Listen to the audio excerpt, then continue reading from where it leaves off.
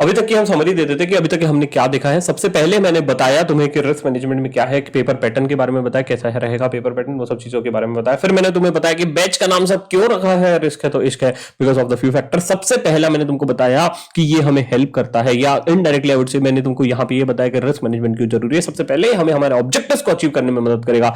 दूसरा, ये हमारे बिजनेस को बताएगा कि कहाँ हमें फोकस करना है। तीसरा, हमें बताएगा कि अगर कहीं पे कुछ कॉस्ट इन्वॉल्व है तो कम कॉस्ट में हम उसे मैनेज कैसे कर पाए, कम कॉस्ट में हम उसे कैसे कर पाए, वो हमारे लिए इससे मदद करेगा, हमारे को एफिशिएंसी और इफेक्टिवनेस लाने में मदद करेगा।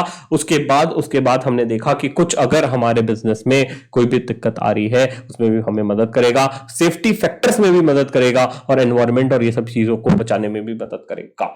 फिर हमने देखा कि basic understanding of risk management. Risk management का हमने डेफिनेशन देखा कि risk management is nothing but what. सबसे पहले हमने बोला कि रिस्क क्या होता है। Risk is nothing but effect of uncertainty on objectives. 5 word definition which is given by ISO 31000। ISO 31000 एक गाइडलाइंस है जो प्रोवाइड की गई है। सर ये किसके लिए दी गई है? Any organisation, not for any specific industry, any organisation can use it, है ना। अब मैंने बताया कि अनसर्टेनिटी और रिस्क में क्या डिफरेंस है। Uncertainty is a bigger term as compare to risk, है ना। हर रिस्क अनसर्टेनिटी का पार्ट है, हर रिस्क अनसर्टेनिटी का पार्ट है, ये हमने देखा। और इस पे हमने क्वेश्चंस भी बनाए हैं कि क्या क्या क्वेश्चंस ICAI हमें पूछ सकता है डिफरेंस बिटवीन और अनसर्टेनिटी के बारे में बताया। फिर मैंने बताया कि इफेक्ट क्या होता है। इफेक्ट मतलब होता है असर। असर दैट इज असर कैन बी पॉजिटिव और negative. Effect can be positive और नेगेटिव। सर पॉजिटिव होगा तो मैं कहूंगा अपॉर्चुनिटीज, नेगेटिव होगा तो थ्रेट्स कहूंगा। सर अपॉर्चुनिटीज आर गुड्स और थ्रेट्स मतलब जो बुरा होगा वो मेरे लिए थ्रेट्स होगा। सर अब मेरे को बताओ, opportunities can be upside effect और threats can be a downside effect, that would have a downside effect. अब मैनेजिंग अपॉर्चुनिटीज एंड थ्रेट्स मेरे लिए बहुत जरूरी था, उसके मैंने कुछ रीजंस दिए थे, because that will help us to achieve efficiency, cost effectiveness, और कई सारी चीजों में हमें मदद करेगा, so that business can grow and sustain in a better manner. मैंने फिर बोला कि risk is defined top down. Risk define करेगा टॉप वाला, बट मैनेज होगा बॉटम अप से, मैनेज होगा बॉटम अप से। इसका मैंने तुमको बढ़िया सा एग्जांपल दिया था कि कैसे ये किया जाता है। आगे मैंने बताया तुमको कि risk problem statements, risk problems और इश्यूज में क्या डिफरेंस है, रिस्क प्रॉब्लम्स और इश्यूज में क्या डिफरेंस है, उस चीज के बारे में तुमको मैंने बताया।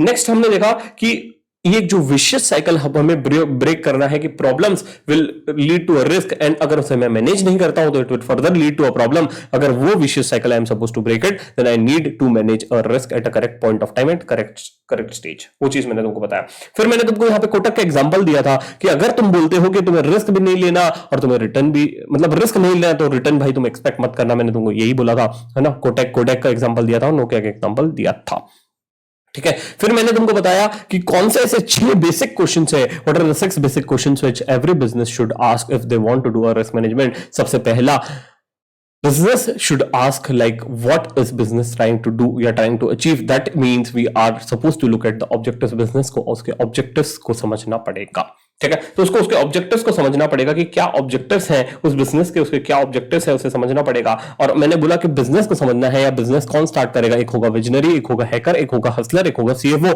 ये सब बढ़िया सा एक आइडिया डेवलप करके जाएंगे इन्वेस्टर के पास। इन्वेस्टर देखेगा कि whether the idea is worth investing और नॉट। फिर उसके बेसिस पे वो देखेगा कि आइडिया गुड है, क्या उसमें ग्रोथ है और क्या उसमें सस्टेनेबल है और उसमें रिस्क कितना है। मैंने ये बोला कि भाई अगर जहां पे ऐसे आइडिया में जहां रिस्क ज्यादा है वहां रिटर्न भी ज्यादा एक्सपेक्ट करेंगे, जहां रिस्क कम है और रिटर्न भी कम रहेगा। बट तुम अगर कोई ऐसा आइडिया दे दो जहां पर रिस्क भी कम है और रिटर्न भी ज्यादा है, रिस्क भी कम है और रिटर्न भी ज्यादा है, तो हर वो व्यक्ति, every person will start thinking and investing in that business objectives, और उस बिजनेस में हर व्यक्ति इन्वेस्ट करना चाहेगा। फिर हमने बताया कि भाई रिस्क अराइज कहां से होता है। रिस्क अराइज ही होता है डिसीजन से। डिसीजन चाहे मेरा खुद का हो या किसी और का हो। एग्जांपल यहां पे हमने दिया था PVR का, एग्जाम्पल यहाँ पे हमने दिया था PVR का। बट मैंने ये बोला कि भाई अब डिसीजन कैसे लिया जाता है। Decision is always taken on the basis of probability into consequence. Probability into consequence, उसके बेसिस पर डिसीजन लेगा। बट कॉन्सिक्वेंस जो हो सकता है, कॉन्सिक्वेंस को हम बोलते हैं इंपैक्ट, एक्सपोजर, वो पॉजिटिव भी हो सकता है, नेगेटिव भी हो सकता है, पॉजिटिव भी हो सकता है, नेगेटिव भी हो सकता है।